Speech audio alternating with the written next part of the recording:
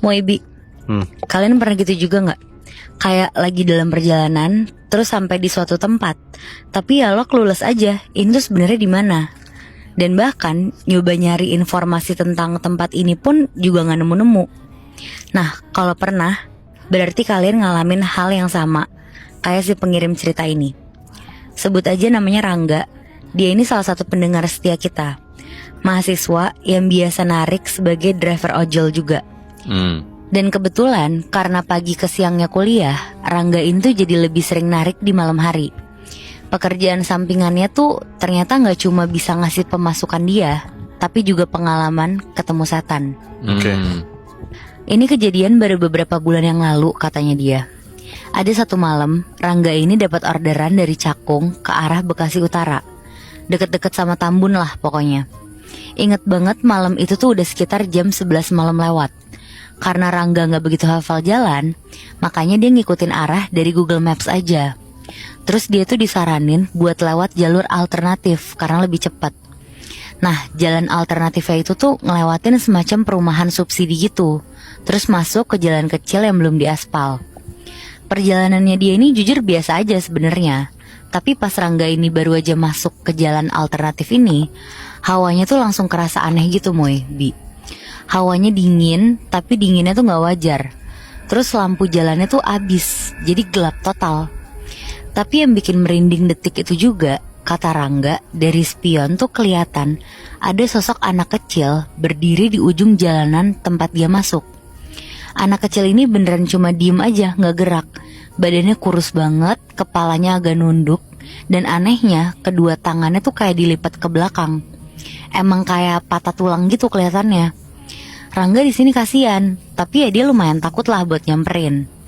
Udah tuh dia nyoba cuek, terus lanjut lurus aja ke jalanan yang makin sempit dan gelap. Dan makin dalam Rangga bawa motornya, Google Maps-nya tiba-tiba berhenti, gak gerak gitu. Dan dengan jalanan yang sempit ini, pelan-pelan Rangga turunlah dari motornya buat muter balikin motornya, karena dia takut jalan buntu juga kan. Tapi pas nyoba muter balik, jalanan barusan yang dilewatin ini tuh udah gak ada Bi. Jalan belakang itu tuh sekarang udah jadi tembok tinggi sama pagar-pagar kawat karatan gitu. Jadi ya udah gak ada jalan lain selain dia harus lurus. Tapi baru juga berapa meter, persis di jalanan bercabang gitu, Rangga ketemu lagi sama anak kecil tadi.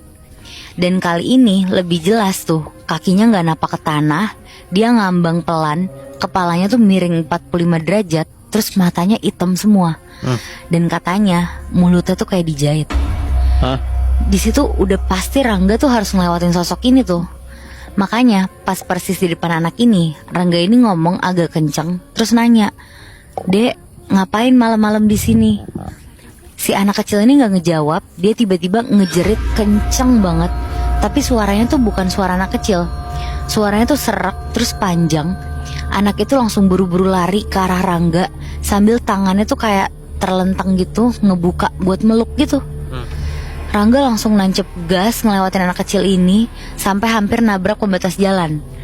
Nah, ingat kan tadi jalanannya bercabang? Di kiri jalan tuh kelihatan lebih terang dibanding jalan kanannya. Makanya Rangga mutusin buat ngambil jalur itu. Tapi begitu Rangga belok terus ngebut ngikutin jalan, dia balik lagi ke tempat dan posisi yang sama kayak tadi. Bahkan sampai di percobaan ketiga kalinya tuh masih sama Bi. Mau gak mau, di kesempatan berikutnya ini si Rangga milih buat belok ke kanan. Dan bener aja, pas dia belok kanan tuh jalanannya baru, gak mirip lah sama jalanan sebelumnya. Tapi ya jadi kayak banyak pepohonan rindang gitu yang tumbuh sembarangan di dekat sana. Selain itu, di sana juga kelihatan banyak kuburan kecil gitu di sisi kiri jalan, pada gak keurus gitu kelihatannya. Terus ada juga bekas bakaran dupa sama boneka rusak kegantung di ranting-ranting pohonnya. Terus pelan-pelan ada suara ngedeket ke Rangga. 1, 2, 3, di mana ya? Suaranya tuh suara anak kecil, rame, kayak lagi main petak umpet gitu malam-malam. Dan suara-suara itu tuh rasanya makin lama makin ngedeket aja. Meskipun jalanannya udah makin gede dari sebelumnya, tapi si Rangga nih gak mungkin juga kan buat muter balik lagi. Akhirnya dia ngebutin motornya lebih kenceng, tapi pandangannya dia tuh gak fokus lah ngeliat ke depan. Tapi intinya pas sosok-sosok anak kecil itu gak kelihatan dari sebelah atau bahkan belakang Rangga, tiba-tiba bruk, Rangga yang gak ngeliat jalan tuh gak sengaja nabrak batu nisan yang udah kokoh gitu di depannya dia. Terus hampir aja tuh dia jatuh. Dan abis itu langsung kedengeran suara anak kecil lagi. Dapat, kamu ketemu. Dan pantas aja suaranya kedengeran lagi Muibi. Orang di detik itu juga di hadapannya Rangga udah ada beberapa nisan tua. Terus udah ada 3 anak kecil berdiri di atasnya. Yang satunya nunduk, yang satunya ngangkang di atas batu, sama satu lagi tuh jongkok, kayak lagi nyayat pahanya sendiri pakai pecahan kaca. Tapi ya sepersekian detik sosok anak-anak kecil ini tuh langsung hilang gitu aja. Sekarang gantian ada suara ketawa kecil di belakang kupingnya si Rangga.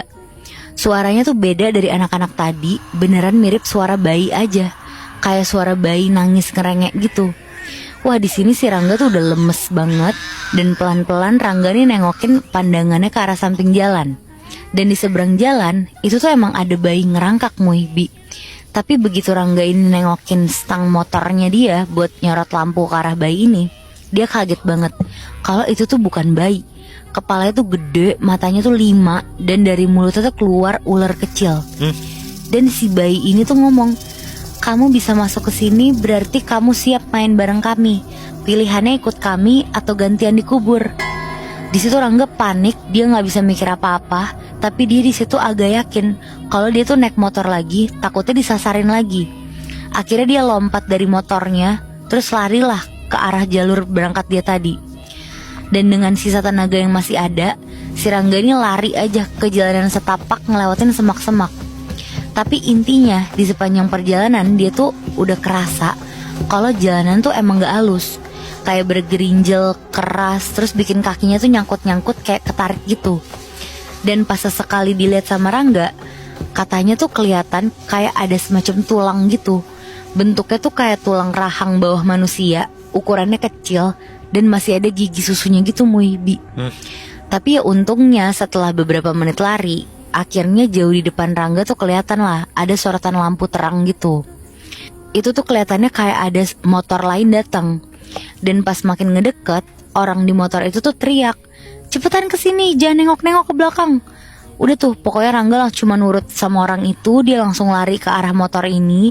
Jalanan tuh udah mulai berubah, cahaya udah mulai banyak, angin udah mulai gerak kayak biasanya. Dan di sini Rangga masih gemeteran tuh sambil dibonceng. Tapi si pengendara motor ini jadi diem gitu aja sepanjang perjalanan, gak ngomong apa-apa. Yang ada suara ketawa anak kecil itu tuh masih ngikut aja. Dan di kaca helm Rangga kelihatan ada bekas kayak tangan anak kecil berdarah gitu, tapi nempel dari arah dalam helm. Dan singkat cerita, sampai nih Rangga di jalan utama. Dia buru-buru turun dari motor itu. Terus dia masih nafasnya megap-megap. Tapi ya si pengendara motor ini masih diem aja. Rangga bilang makasih pun gak dijawab sama si pengendara ini. Akhirnya si pengendara ini tuh cuma berdiri sambil terus-terusan nundukin kepalanya. Dan pas orang ini ngebuka helmnya, mukanya tuh tua, ekspresi mukanya tuh bener-bener datar. Dan pelan-pelan dia tuh ngebuka mulutnya. Terus pas keluar suara-suara, beneran gak kayak orang tua. Suaranya tuh lebih mirip sama suara-suara anak kecil tadi. Suaranya tuh saling numpuk, terus bilang, kamu udah ketemu jalannya, tapi belum waktunya pulang. Nggak tahu di sini Rangga ini tuh maksudnya apa. Tapi abis itu lampu jalanan tuh semuanya langsung mati, langsung gelap. Bahkan pandangan Rangga tuh di situ langsung gelap juga. Pokoknya setelah kejadian itu tuh Rangga langsung kebangun di pinggir jalan. HP-nya rusak, basah semua. Terus motornya tuh ada di sekitaran dia. Padahal semalam titik terakhir motornya nih lumayan jauh kan dari dia. Rangga di sini langsung buru-buru ngecek kondisi motornya. Salah satunya tuh bagian bagasi yang dia cek. Dan pas dia buka, dalam bagasinya tuh udah ada kayak sobekan kertas gitu, kotor kecampur tanah. Terus tulisannya tuh, mampir lagi ya nanti. Udah tuh, sampai sekarang Rangga masih gak tahu dia tuh nyasar kemana malam itu. Jalanannya juga gak ada di Google Maps. Bahkan udah nyoba muterin lagi berkali-kali besokannya. Yang dia temuin tuh cuma lapangan kosong sama semak-semak tinggi doang. Dan yang bikin Rangga trauma sampai sekarang, dia sempat dapat orderan lagi dengan lokasi tujuan yang sama.